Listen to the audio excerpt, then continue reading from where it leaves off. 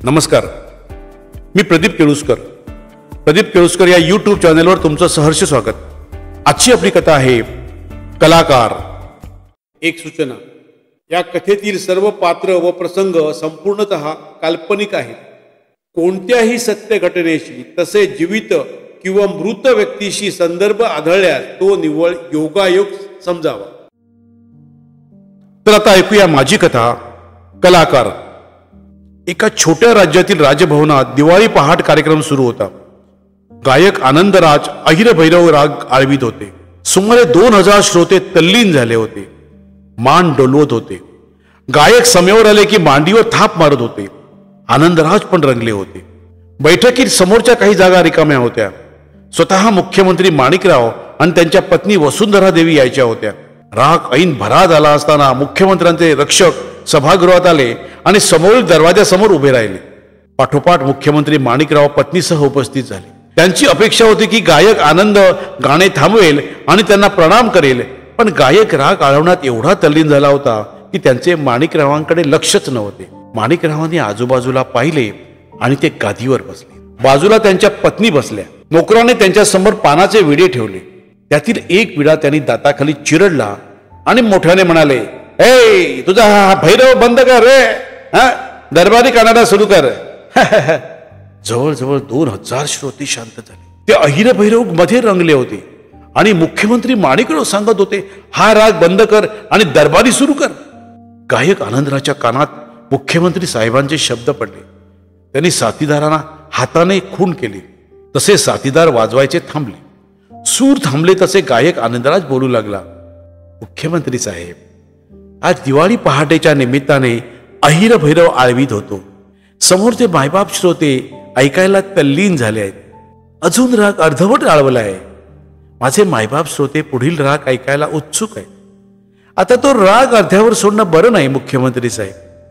जेवताना अर्ध्या ताटावरून उठल्यासारखं होईल ते. तेव्हा आजची पहाट भैरवानेच होईल. दरबारी गाण्यासाठी मी मुद्दाम आपल्या घरी येईल. क्षमा असावी मुख्यमंत्री साहेब. एवढं म्हणून गायकाने साथीदारांना इशारा केला आणि परत ते अहिर भैरव गाऊ लागले. मुख्यमंत्री माणिकराव अस्वस्थ झाले. मी मोठ्या केलेल्या ह्या तीनपाट गायकाने एवढ्या लोकांसमोर आपला अपमान केला. त्यांनी आजूबाजूला मागे वळून पाहिले. परत सर्वजण गाण्यात मग्न झाले होते. त्यांनी बाजूला पाहिले. त्यांची पत्नी पण अहिर भैरव ऐकताना मान डोलावत होती. ते रागाने उठले. पत्नीला म्हणाले, चला. त्यांची पत्नी अनिच्छेने उठली. उठता उठता म्हणाली, रंगात आला होता आनंद. भैरव छान आळवीत होता. मुख्यमंत्री पुन्हा कडाले, चला. त्यांच्या पत्नी निमूटपणे त्यांच्या पाठोपाठ बाहेर पडल्या. मुख्यमंत्री गाडीत जाऊन बसले. बाजूला वसुंधराबाई बसल्या. मुख्यमंत्री धुमसत होते. मी मोठा केला या आनंदाला. कोण होता हा आनंदा? मी हात दिला नसता तर बसला असता त्या देवळात पूजा करत. तुम्ही त्याला हात दिलात हे खरंच आहे, पण त्याची योग्यता होती ना. त्याच्या वडिलांकडून त्याच्याकडे गाणं आलं होतं. तुम्ही हात दिला नसता तर दुसरा कोणीतरी दिला असता. पण आज त्याने माझा शब्द पाळला आणि तो सुद्धा एवढ्या श्रोत्यांसमोर. केवढा अपमान झाला माझा. अपमान कसला महाराज? मला त्याचा अभिमान वाटला. प्रत्यक्ष मुख्यमंत्री दुसरा राग गायला सांगत असताना त्याने श्रोत्यांशी प्रतारणा केली नाही. मुख्यमंत्री गप्प बसले. वसुंधराबाईंच्या डोळ्यासमोर 15 वर्षापूर्वीचा दिवस उभा राहिला. आपले पती माणिकराव प्रथमच विधानसभेच्या निवडणुकीला उभे राहिले होते.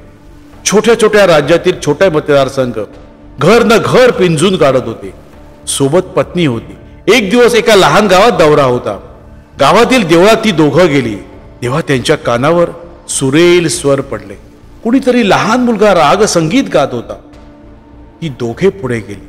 एका 14-15 वर्षाचा मुलगा तंबोळा घेऊन राग भीमपलाच गात होता. ती दोघे उभे राहून ऐकत राहिले. किती वेळ कोण जाणे. काहीतरी विलक्षण जादू त्या मुलात होती. एवढ्या देवळाचे पुजारी समोर आले. कोण आपण? मी माणिकराव आणि ही माझी पत्नी. मी या मतदारसंघात निवडणुकीला उभा राहिलोय. घरोघरी फिरतोय. आज या गावात आलो तेव्हा या देवळात आलो आणि या मुलाचे गाणे ऐकतच राहिलो. कोण हा मुलगा? हा माझा मुलगा आनंदराज आणि मी या देवळाचा पुजारी स्वामीराज. तुमच्या मुलाच्या गळ्यात जादू आहे. कुठे शिकतो हा तुमचं गाणं? मला थोडंफार येतो, ते थोडं मी शिकवतो, पण माझी झोळी अर्धी आहे हो. मी त्याला कुठे पुरं पडणार? त्याला पण चांगल्या गुरुची गरजच आहे हो. स्वामीराज, मी जर आमदार झालो ना तर मी शब्द देतो, या मुलाला मी मोठा गायक बनवीन, त्याला योग्य गुरु मिळवून देईन. तसं झालं तर देवाची कृपा होईल. माझा आशीर्वाद आहे तुम्हाला. तुम्ही निश्चित निवडून येणार. आणि खरंच खरंच माणिकराव त्या निवडणुकीत निवडून आले. त्यांचा पक्ष सत्तेत आला. माणिकराव मंत्री झाले. माणिकरावांना त्यांच्या पत्नीने आठवण करून दिली. तुम्ही देवळात त्या छोट्या मुलाला, आनंदराजला, त्याच्या वडिलांना शब्द दिलाय. माणिकरावांना पण आठवण होतीच. ती दोघे स्वतः त्या गावात गेली, पुजाऱ्याला भेटली आणि आनंदराजला इंदोरला घेऊन गेली. उत्तम गुरु मिळवून दिला. घरकुल पद्धत होती, त्यामुळे तेथेच राहून गुरूंची सेवा करत गाणं शिकायचं होतं. 6 वर्ष आनंदराज गुरुकुलमध्ये राहिला. अनेक राग बंदिशी त्याने आत्मसात केल्या. परत तो आपल्या राज्यात आला आणि परिपूर्ण गायक झाला होता. माणिकराव आता त्या राज्याचे गृहमंत्री होते. त्यांनी राजधानीत मोठा कार्यक्रम आयोजित केला आणि प्रथमच आनंदला लोकांसमोर आणले. अनेक संगीतज्ञ, पत्रकार, मंत्री, खासदार, आमदार यांना गाणं ऐकायला बोलावले. आनंदराजचे गाणं ऐकून लोक आश्चर्यचकित झाले. एका पुजाऱ्याचा मुलगा एवढा मोठा गायक झाला याचा सर्वांना आनंद झाला. प्रत्येकानं कौतुक केलं. वर्तमानपत्रात, टीव्हीवरच्या मुलाखतीत झाल्या. प्रत्येक मुलाखतीत आनंदराज सांगत असे, मला माणिकराव भेटले, मुख्यमंत्रीराव भेटले, त्यांनी हात दिला म्हणून मला गुरु मिळाला. याचे श्रेय माणिकरावांनाच आहे.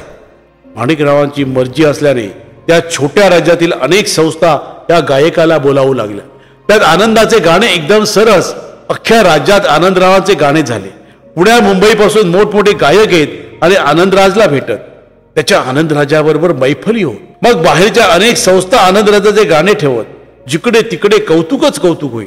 पुढे निवडणुकीत आनंदराव निवडून आले आणि यावेळेस मुख्यमंत्री झाले. आनंदराज ज्यांचा गळ्यातील ताईत झाला. कोण महत्वाची माणसे आली की त्याच्याकडे आनंदचे कौतुक करत, कधी कधी गाणं ठेवत. 2 वर्षे आनंद जवळजवळ राजगायक झाला होता. माणिकरावांना त्याच्याशिवाय करमत नव्हते. कित्येक वेळा राजकारणात डोके गरम होई. आपल्या पक्षातील लोकांची खटके उडत, विरोधी पक्ष टीका करत. तेव्हा माणिकरावांना आनंदची आठवण होई. मग त्याचा मारवा किंवा भीमतराश ऐकताना त्यांचा ताण कमी होई. आणि आज माणिकराव आनंदराजावर चिडले होते. त्यांची अवज्ञा झाली होती. एवढ्या श्रोत्यांसमोर अपमान झाला होता. वसुंधराबाईंच्या डोळ्यासमोर तो मागील 10 वर्षाचा काळ सरकत होता. त्यांना माहीत होते आणि ते आपल्या नवऱ्याला ओळखत होत्या. काही झाले तरी माणिकराव आपला अपमान विसरणार नव्हते. त्या राज्यातील धडातल सर्व संस्थांनी आनंदचे ठरलेले कार्यक्रम रद्द केले. सर्व 5 स्टार हॉटेल्समध्ये जिथे आनंदचे गाणे होत ते दुसऱ्या गायकाला बोलावू लागले. आता राजभवनात दिलीप सिंग हा उत्तरेकडील गायक वारंवार दिसू लागला. दिलीप सिंगचे गाणे पाहुण्या लोकांसमोर होऊ लागले. बहुतेक सर्व सांस्कृतिक संस्था दिलीप सिंगला आमंत्रित करू लागल्या. एकंदरीत राज्याने आनंदराजवर बहिष्कार टाकला होता. हे काय चालले आहे हे कळण्या एवढा आनंद दूधखोळा नव्हता, पण तो शांत होता. पण गाण्याचे अस्सल श्रोते जाणून होते हे काय चालले आहे, पण ते तोंड मिटून होते. राज्यातील लोकांना आनंदराज हवा होता, पण आता दिलीप सिंग बोकांडी मारला जात होता. आनंदराज नाराज झाला. शेवटी कलाकाराला स्वातंत्र्य हवे. केव्हा काय गावे आणि कुणासाठी गावे? 2000 तल्लीन श्रोत्यांसाठी गावे की लहरी राजासाठी गावे? आपण 2000 कानसिरांसाठी गायलो याचे त्याला समाधान वाटायचे. या छोट्या राज्यात आपल्याला कार्यक्रम मिळत नाहीत हे लक्षात आल्यावर आनंदराज परत इंदोरला परतला. गुरुच्या घरी पुन्हा रियाज सुरू झाला. नवीन चिजा पदरी पाठवून घेत होता. राज्यात निवडणुका जाहीर झाल्या. त्यावेळी माणिकरावांच्या नेतृत्वात त्यांचा पक्ष निवडणुकाला सामोरा गेला. विरोधी पक्ष प्रकाशरावांच्या नेतृत्वात उतरला. विरोधी पक्षाने जाहीरनाम्यात सांगितले, जर आम्ही सत्तेवर आलो तर आनंदराज परत राजगायक होईल. आम्ही त्याला परत राज्यात आणू. माणिकराव 5 वर्षे मुख्यमंत्री होते. त्यांच्यावर जनता नाराज होती. शिवाय आनंदराजचे पण कारण मिळाले. निवडणुकीत माणिकराव हरले. त्यांचा पक्ष हरला. प्रकाशराव मुख्यमंत्री झाले. माणिकरावांना मोठा धक्का बसला. एवढी लोक आपल्यावर चिडलीत याची त्यांना कल्पनाच नव्हती. प्रकाशराव सत्तेवर आल्याने माणिकरावांचे अनेक साथीदार प्रकाशरावांच्या पक्षात गेले. ताण असह्य झाल्याने माणिकरावांना हृदयविकाराचा धक्का आला.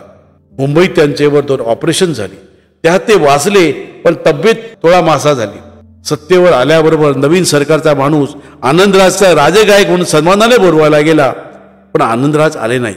आपले शिक्षण अपुरे आहेत असे त्यांनी सांगितले. माणिकराव आता एकटेच त्यांच्या बंगल्यात झोपून होते. एकेकाळी सतत माणसांनी गजबजलेला हा बंगला, सत्ता गेली, माणसे उडून गेली, मुलगी लग्न करून परदेशी, आता राहिलोत आपण दोघे जण एकमेकांची तोंड पाहत. हल्ली त्यांना आनंदराजची आठवण येत असे. सत्ता गेल्यापासून जास्त आपण त्याच्यावर अन्याय केला, त्याला जवळजवळ राज्याबाहेर हाकलले. त्याच्या जागेवर राहिला दिलीप अगदीच मिळमिळीत. आता त्या परिस्थितीत आनंद आजूबाजूला हवा होता. त्याचे सुराने मन रिजवले असते. पण वसुंधरा देवींना सर्व समजत होते. आपला नवरा निराश झालाय, सत्ता सोडावी लागली, पक्ष फुटला, जवळची माणसे दुसऱ्या पक्षात गेली आणि अशा काळात आनंद जवळ नाही, त्याचे सूर नाहीत. वसुंधरा देवी इंदोरला पोहोचल्या. आनंदरावाच्या गुरुच्या घरी आल्या. गुरुसमोर आनंदराजला म्हणाल्या, आनंद, मी तुला न्यायला आले.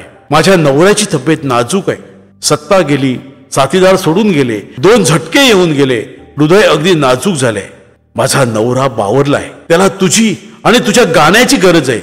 त्या गाण्यासाठी तो आसुसलाय. नाही म्हणूच नकोस आनंद. देवी, साहेबांच्या आणि तुमचे माझ्यावर असंख्य उपकार आहेत. अन्यथा एका देवळात मी कुजलो असतो, एका गावातील देवळात मी कुजलो असतो. माझा साहेबावर राग नाही, त्यांचा शब्द मी उचलू शकलो नाही, कारण मी शेवटी कलाकार आहे आणि कलाकार श्रोत्यांच्या जीवावर असतो. मी माझ्या श्रोत्यांना नाराज करू शकत नाही. होय आनंदा, तुझे काहीच चुकले नाही. पण ही राजसत्ता वाईट असते, त्याची नशा असते. ती नशा उतरली की जाणीव होते आपण कुणावर अन्याय केला याची. साहेबांना तुझी गरज आहे, तू माझ्या समवेत यावे. होय देवी, मी येतोच आहे. वसुंधरा देवी सोबत आनंदराज माणिकरावांच्या बंगल्यात दाखल झाला. देवी नवऱ्याला म्हणाली, मी कुणाला घेऊन आलेत पाहिलं काय? बेडवर झोपलेले माणिकराव म्हणाले, कुणाला? आनंद आलाय. आनंद? आनंद हे नाव ऐकताच माणिकराव उठून बसले. आनंद त्यांच्या जवळ गेला आणि उठून त्यांना टेकवून बसवले. माणिकरावांच्या डोळ्यात पाणी आले. आनंद, आनंद, मी तुझ्यावर अन्याय केला रे बाबा, पण तुम्हीच मला गुरु मिळवून दिलेत ना साहेब. हे मी कसे विसरू? तुझी लायकीच मोठी होती, तुला कुठेही गुरु मिळाला असता, पण तू कलाकार आहेस हे मी विसरलो. तू सामान्य माणूस नाही आनंद, तू कलावंत आहे. कलाला जसे कोणता येत नाही ना, तसे कलाकाराला बांधून ठेवता येत नाही. तुझ्या मर्जी नसूनच तू गाणार. माझे चुकले आनंद, माझे चुकले. माझ्यामुळे तुला हे राज्य सोडून जायला लागले. झालं ते झाले साहेब, आता तुमच्या मर्जीने गातो. तुम्हाला काय ऐकायचं आहे ते मला सांगा. आनंद, हल्ली ना मला बालगंधर्वांचे, कुमार गंधर्व, अभिषेकी बुवांचे नाट्यसंगीत ऐकावेसे वाटते. ठीक आहे, आज संध्याकाळीच कार्यक्रम ठरवूया. त्याच दिवशी संध्याकाळी काही निवडक श्रोते जमले. स्वतः वसुंधरा देवी माणिकरावांच्या शेजारी बसून होत्या. साथीदार जमले आणि आनंदराज गाऊ लागले. एका पाठोपाठ एक नाट्यगीते. मास्टर दीनानाथ, बालगंधर्व, कुमारजीपासून भालचंद्र पेंढारकर आणि शेवटी अभिषेक बुवांची भैरवी सुरू झाली. कैवल्याच्या चांदण्याला भुकेला चकोर, कैवल्याच्या चांदण्याला भुकेला चकोर. आनंद आलापी घेत घेत भैरवी गात होता. मोजके श्रोते संगीताने चिंब भिजले होते. बराच वेळ माणिकराव हात उंचावून गाण्याला दाद देत होते. भैरवी संपली. आनंदराजांचे डोळे उघडले. वसुंधरा देवी माणिकरावांच्या जवळ गेल्या आणि एकदम किंचाळल्या. भैरवी ऐकता ऐकता माणिकरावांनी केव्हाच डोळे मिटले होते कायमचे.